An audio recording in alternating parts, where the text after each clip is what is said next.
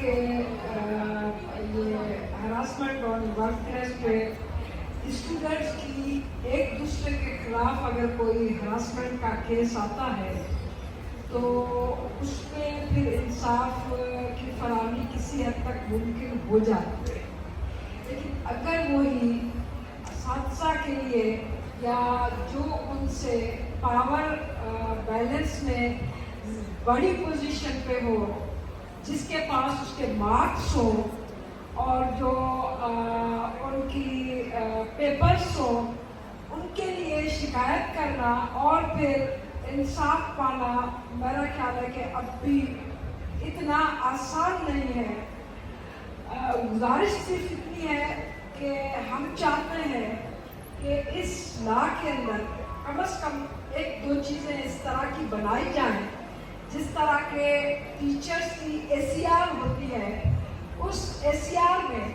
ایک خانہ یہ بھی ہونا چاہیے کہ اس کے خلاف کوئی سیکشل ہراسمنٹ کی کمپلین پروو ہوئی ہے یا نہیں ہوئی ہے، اور اس کے بعد اس کی جو ترقی ہے، اس کی جو پروموشن ہے، اس کے ساتھ ایسوسیٹ کیا جائے. نمبر 2، ہر یونیورسٹی، خاص طور پر یونیورسٹی، ہر یونیورسٹی کے اندر ایک جینڈر آڈٹ ہونی چاہیے کہ اس یونیورسٹی کے اندر خاص طور پر فیکلٹی یا جو ہر پوزیشن پہ